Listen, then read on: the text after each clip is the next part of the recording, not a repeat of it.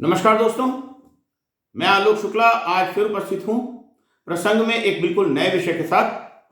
लेकिन आगे बढ़ने के पहले अनुरोध है कि मेरी चैनल को सब्सक्राइब कर लीजिए और बेल आइकॉन भी दबा दीजिए ताकि आपको हर नए वीडियो का नोटिफिकेशन तुरंत मिलता रहे। आज 11 अप्रैल को राष्ट्रीय सुरक्षित मातृत्व दिवस मनाया जाता है। व्हाइट रिबन अलायंस इंडिया ये WRAI ने मातृ स्वास्थ्य के संबंध में जागरूकता बढ़ाने और देश में मातृ मृत्यु दर को कम करने के लिए इस दिन की शुरुआत की थी। यह दिन कस्तूरबा गांधी का जन्मदिन भी है। भारत ने 2003 में इस दिन को आधिकारिक तौर पर मान्यता दी थी। इसका उद्देश्य महिलाओं को गर्भावस्था, प्रसव और प्रसवोत्तर अवधि के दौरान पर्याप्त देखभाल के प्रति जागरूकता उत्पन्न करना है। व्हाइट रिबन अलायंस एक अंतरराष्ट्रीय गैर लाभकारी संगठन है जो मातृ स्वास्थ्य की वकालत करता है। गठबंधन मातृ मृत्यु दर को कम करने और माताओं और नवजात शिशुओं के स्वास्थ्य में सुधार पर केंद्रित है। व्हाइट रिबन अलायंस की स्थापना 1999 में सुरक्षित मातृत्व के लिए की गई थी। व्हाइट रिबन अलायंस अपने राष्ट्रीय गठबंधनों के माध्यम से हितधारकों की बैठकें आयोजित करके प्रजनन स्वास्थ्य और प्रजनन अधिकारों का समर्थन करता है। 2011 में व्हाइट रिबन अलायंस ने सम्मानजनक मातृत्व के लिए महिलाओं की देखभाल हेतु एक चार्टर बनाने का नेतृत्व भी किया था। इस अलायंस को MacArthur foundation, bill and Melinda Gates foundation आदि की मदद भी मिलती है। किसी महिला की गर्भावस्था के दौरान और गर्भ समाप्त होने के 42 दिनों के भीतर यदि मृत्यु हो जाती है तो उसे मातृ मृत्यु कहा जाता है। इसमें ऑफ कोर्स वो मृत्यु शामिल नहीं है जो एक्सीडेंट से या किसी अन्य कारण से हो जाए। 1 लाख जीवित जन्म पर होने वाली मातृ मृत्यु को मातृ मृत्यु दर कहा जाता है। संयुक्त राष्ट्र संघ द्वारा तय किए गए सतत विकास लक्ष्यों के अनुसार मातृ मृत्यु दर को 70 प्रति 1 लाख जीवित जन्म तक लाना है।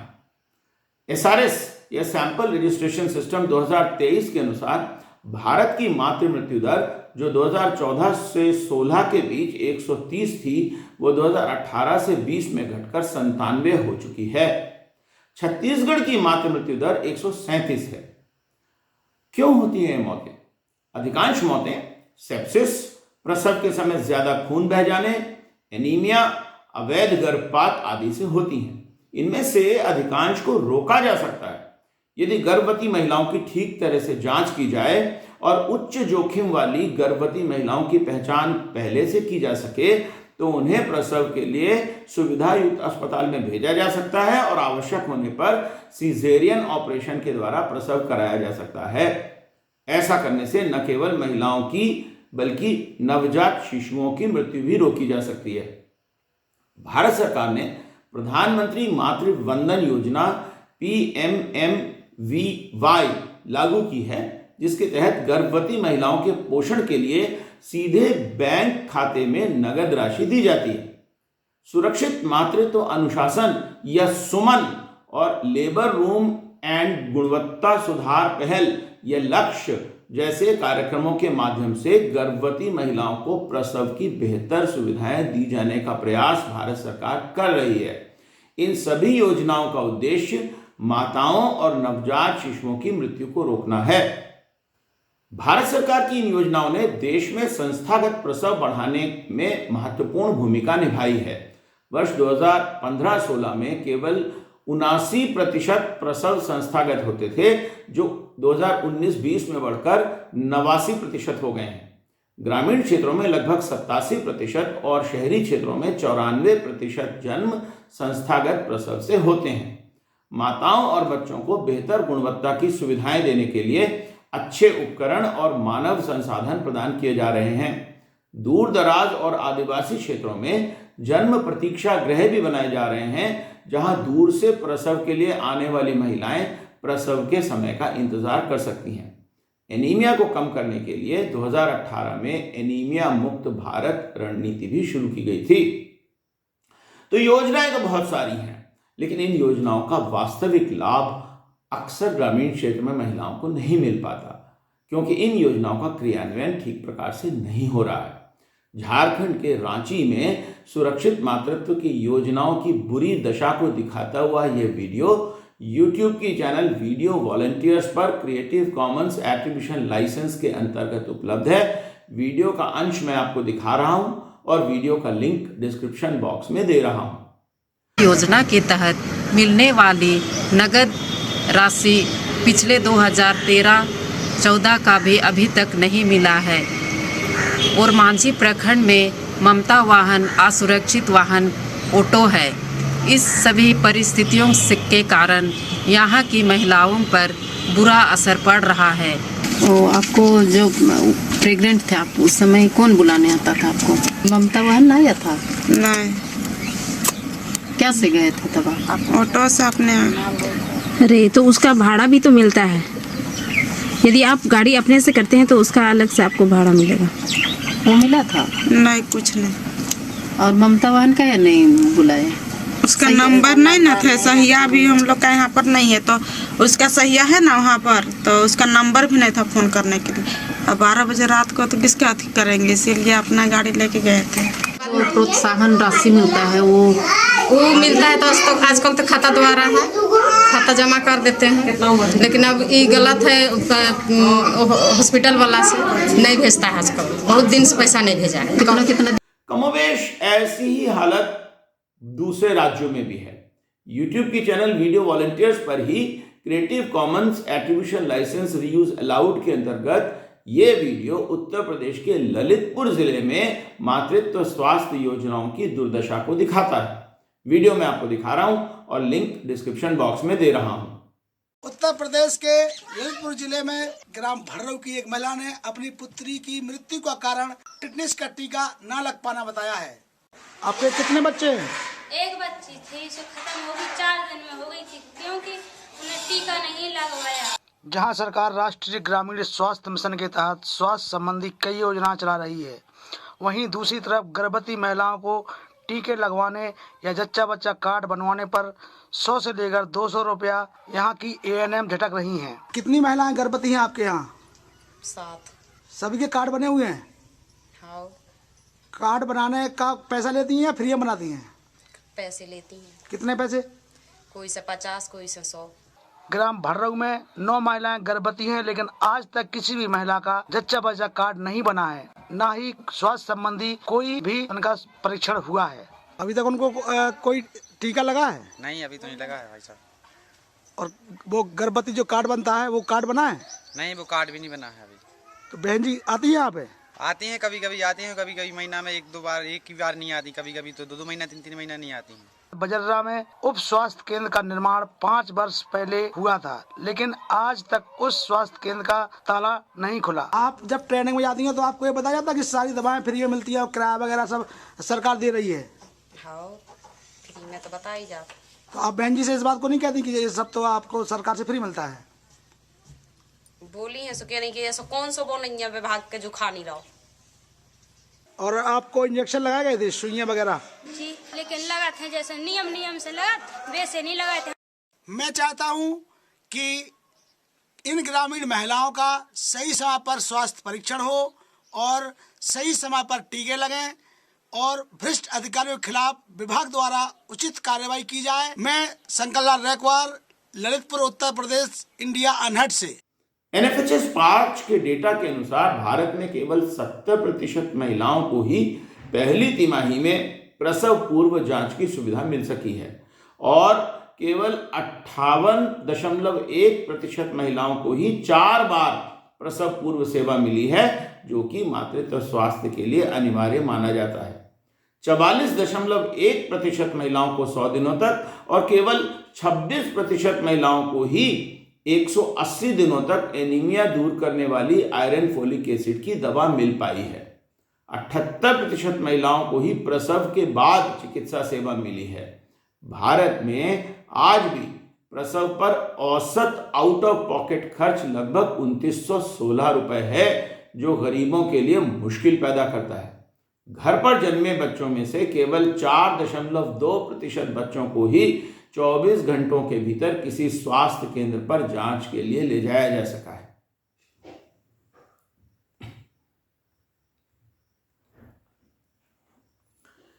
NFHS 5 का ही डेटा यह बताता है कि 20 से 34 साल की 23.30% महिलाओं का विवाह 18 साल की आयु के पहले हो चुका था। 25 से 29 साल की आयु वाले 17.7% पुरुषों का विवाह भी 21 साल के पहले हुआ था। 6.8% महिलाएं 19 साल की आयु के पहले ही गर्भवती हो चुकी थी। मात्र 66.7% कपल ही परिवार नियोजन का कोई साधन अपना रहे हैं और मात्र 56.5% ही परिवार नियोजन का कोई आधुनिक साधन अपना रहे हैं। महिला नसबंदी की दर 37.9% थी, जबकि पुरुष नसबंदी केवल 0.3% थी। आईयूडी का उपयोग करने वाले 2.1%, ओरल पिल का उपयोग करने वाले 5.1% और कंडोम का उपयोग करने वाले जोड़े 9.5% थे। परिवार नियोजन की कुल अनमेट नीड 9.4% आंकी गई है, अर्थात 9.4% जोड़ों को अनचाहे गर्भ का खतरा है। स्पेसिंग की अनमेट नीड 4% है। परिवार नियोजन का साधन उपयोग न करने वाली महिलाएं, उनमें से केवल 23.9% महिलाओं से ही स्वास्थ्य कार्यकर्ताओं ने बातचीत की है। तो ये दिखाता है कि भारत में मातृत्व स्वास्थ्य के लिए काम करने वाले लोगों और योजनाओं में अभी बहुत सुधार की आवश्यकता बची हुई है। भारत में महिलाओं के यौन और प्रजनन अधिकारों को अभी तक ठीक प्रकार से सामाजिक मान्यता नहीं मिल पाई है। प्रजनन अधिकारों को केवल बाल विवाह, कन्या भ्रूण हत्या, लिंग चयन, मासिक धर्म और स्वच्छता जैसे चुनिंदा मुद्दों के संबंध में ही समझा जाता है, जबकि वास्तव में प्रजनन और यौन अधिकार इससे कहीं बड़ी चीज है। यूनिसेफ इंडिया और विश्व बैंक के आंकड़ों के अनुसार भारत में हर साल 45,000 मातृ मृत्यु होती हैं, यानी हर 12 मिनट में औसतन एक मातृ मृत्यु हो जाती है। असुरक्षित गर्भपात भारत में मातृ मृत्यु का तीसरा सबसे बड़ा कारण है। शोध से पता चला है कि भारत में आधे गर्भधारण अनचाहे होते हैं और लगभग 1/3 का अंत गर्भपात से होता है। केवल 22% गर्भपात किसी अच्छे अस्पताल में किए जाते हैं। गर्भपात चाहने वाली युवा अविवाहित महिलाओं की सुरक्षित गर्भपात क्लिनिकों तक पहुंच ही नहीं है। अविवाहित मातृत्व के प्रति कलंक का सामाजिक दृष्टिकोण ऐसी युवा महिलाओं की कठिनाइयों को और बढ़ा देता है। कानून में ऐसी कोई आवश्यकता नहीं है, लेकिन फिर भी डॉक्टर बिना माता पिता या बिना जीवन साथी की सहमति के गर्भपात कराने से इनकार कर देते हैं। इस कारण अनेक महिलाएं गुप्त और अक्सर असुरक्षित गर्भपात के लिए मजबूर हो जाती हैं। Medical termination of pregnancy act 1971 में केवल 20 सप्ताह तक ही गर्भपात का प्रावधान है। यदि अवांछित गर्भावस्था 20 सप्ताह से अधिक हो गई है तो महिलाओं को गर्भपात की अनुमति लेने के लिए मेडिकल बोर्ड और अदालतों के चक्कर काटना पड़ता है, जो बेहद कठिन है। कानून इस बात पर विचार नहीं करता कि महिला का गर्भपात संबंधी निर्णय अक्सर बच्चे के पालन पोषण की असमर्थता, कैरियर पर प्रतिकूल प्रभाव या अन्य किसी व्यक्तिगत परंतु गैर चिकित्सकीय चिंता के कारण होता है। कानूनी गर्भपात की सुविधा न मिल पाने के कारण उन्हें असुरक्षित गर्भपात कराना पड़ता है, जो अक्सर महिलाओं की मृत्यु का कारण बन जाता है। YouTube की channel people's archive of rural India पर creative commons attribution licence reuse allowed के अंतर्गत उपलब्ध video sexual and reproductive health of India in rural India देखिए। वीडियो का लिंक मैं डिस्क्रिप्शन बॉक्स में दे रहा हूं। Prabha Galori was very close to childbirth. She needed surgery immediately because her case was too complicated for the area's traditional midwives to handle. From her home in Kotagoda, a hamlet in the forests of Odisha's Malkangiri district, her only route to the hospital was either by boat, which wasn't plying at that time of day, or a 40-kilometer bike journey over bumpy roads across a jagged hill. More than 200 kilometers away, in Chhattisgarh's Narayanpur district, Kamala was waiting outside a well-equipped primary healthcare center or PHC for an abortion. She decided she didn't want to have her fourth child, but alarmingly, this was her first time in a clinic. Her previous 3 children had been birthed by local midwives, and her only contact with the public health system had been via frontline health workers. Kamla's fate mirrors Prabha's because the lack of transport and connectivity means women in this predominantly tribal area must rely on unqualified medical practitioners for emergencies. Days before meeting her at the PHC, Kamla had taken pills prescribed by an unqualified practitioner, which led her to bleed profusely for days. Ironically, however, Kamla's fate is arguably better than many others because she was able to at least exercise her choice to terminate a pregnancy. The same is not true for 19-year-old Beauty, who we meet in Bihar's Chaturbhuj Stan, a Muzaffarpur brothel that's been around since the Mughal times. She spent the last 5 years as a sex worker and is now 3 months pregnant by a client with her second child. She wants to abort the fetus because looking after one child is tough enough, but she can't. I'm continuing with this pregnancy only because of my mother, she says.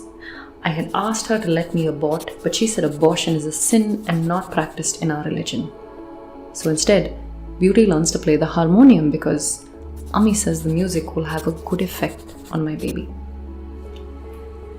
The lack of women's agency is far from alien in India. We travel all the way to Gujarat, to Dholka, Ahmedabad, where Hira Barwad says, I have 9 girls and then this, the 10th one.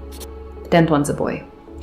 For women of the Barwad pastoralist community, family planning, contraception choices, and reproductive rights, they're all mere words. Multiple and consecutive pregnancies are common in this community. In our village, there was once a woman who had 1 son after 13 miscarriages, says Hiraben. It's madness. People here let as many pregnancies happen as are needed until they get a boy. However, there are pockets of hope. 1 decade ago, Bihar's Hasanpur village mostly ignored family planning. Now, women often approach healthcare workers like Sala and Shama for an injectable contraceptive. Hasanpur's women trust them when they're told to keep their families small. They come to me sometimes with their health problems and complaints, and I advise them on birth control. The smaller a family, the happier they'll be. These are stories from an ongoing series across India that covers the wide arc of women's reproductive health issues, including inadequate rural healthcare systems that are out of reach for many, unqualified medical practitioners and dangerous childbirths, discrimination, the preference for sons, and more. They speak of health-related prejudices and practices, but also the everyday struggles and occasional small victories of women in rural India. सर्वोच्च न्यायालय ने भारत में महिलाओं के प्रजनन अधिकारों के लिए बहुत संवेदनशील निर्णय दिए हैं। नवतेज जौहर के प्रकरण में दिए निर्णय में व्यभिचार और समलैंगिकता को अपराध की श्रेणी से हटाया गया है। नवतेज जौहर के प्रकरण में सर्वोच्च न्यायालय ने व्यभिचार और समलैंगिकता को अपराध की श्रेणी से हटाया है। अदालत ने स्पष्ट रूप से कहा है कि यौन स्वायत्तता का अधिकार महिलाओं की व्यक्तिगत स्वतंत्रता के अधिकार का एक महत्वपूर्ण पहलू है। पुट्टास्वामी मामले में सर्वोच्च न्यायालय ने प्रजनन विकल्प चुनने के संबंध में महिलाओं के अधिकार को संविधान के अनुच्छेद 21 के तहत व्यक्तिगत स्वतंत्रता की मान्यता दी है। इंडिपेंडेंट थॉट बनाम भारत संघ के मामले में तो सुप्रीम कोर्ट ने कहा है कि 18 वर्ष से कम आयु की विवाहित लड़कियों के साथ भी यदि उनके पति यौन संबंध बनाते हैं तो वो भी रेप की श्रेणी में आएगा। भारत में मैराइटल रेप की ओर बढ़ने वाला ये पहला कदम है। ये सभी निर्णय महिलाओं के यौन और प्रजनन अधिकारों के लिए न्यायिक स्वीकारोक्ति हैं। सुरक्षित गर्भपात का अधिकार लड़कियों की शारीरिक अखंडता, जीवन के अधिकार और समानता के अधिकार का महत्वपूर्ण पहलू है और इसे संरक्षित करने की आवश्यकता है। भारत में यौन और प्रजनन अधिकारों के तारतम्य में मातृ मृत्यु पर चिंता के साथ सुरक्षित गर्भपात, गर्भ निरोधकों तक पहुंच, किशोरों के सेक्स संबंधी अधिकार, जबरन नसबंदी और अन्य जबरन चिकित्सा प्रक्रियाओं पर प्रतिबंध आदि सभी कुछ शामिल होना चाहिए। सेक्स संबंधी समस्याओं के उपचार तक युवा लड़कियों की आसान पहुंच बनना जरूरी है। लिंग के आधार पर महिलाओं के खिलाफ भेदभाव और उनके प्रजनन अधिकारों पर कलंक जैसी भावनाओं को दूर करना बहुत आवश्यक है। एमटीपी अधिनियम में व्यापक सुधार की आवश्यकता है ताकि वह उन महिलाओं के प्रति संवेदनशील बन सके जिन्हें उनकी इच्छा के विरुद्ध गर्भधारण के लिए मजबूर किया गया है। और याद रखिए, ये केवल रेप में नहीं है, कई बार विवाहित महिलाओं को भी मजबूर किया जाता है कि वो अधिक से अधिक बच्चे पैदा करती रहें या कम से कम तब तक बच्चे पैदा करते रहें जब तक कि लड़का ना हो जाए। इसमें बच्चे के पालन पोषण में महिला पर पड़ने वाले आर्थिक बोझ को भी शामिल करना आवश्यक है। इन मुद्दों पर खुली और सार्वजनिक बहस होनी चाहिए। यद्यपि पिछले कुछ दिनों में इस दिशा में प्रगति हुई है, लेकिन अभी बहुत कुछ किया जाना बाकी है। स्वामी विवेकानंद के शब्दों में, जब तक महिलाओं की स्थिति में सुधार नहीं होगा तब तक विश्व कल्याण के बारे में सोचना असंभव है। किसी पक्षी के लिए केवल एक पंख पर उड़ना संभव नहीं है। तो आज के लिए इतना ही। नमस्कार।